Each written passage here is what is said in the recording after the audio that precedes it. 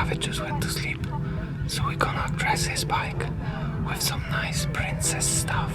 We've got some hard pillows, we've got some ribbons, side baskets, even a little unicorn.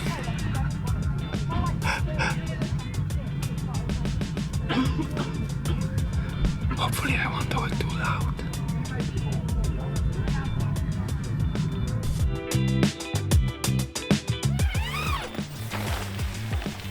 Fuck off.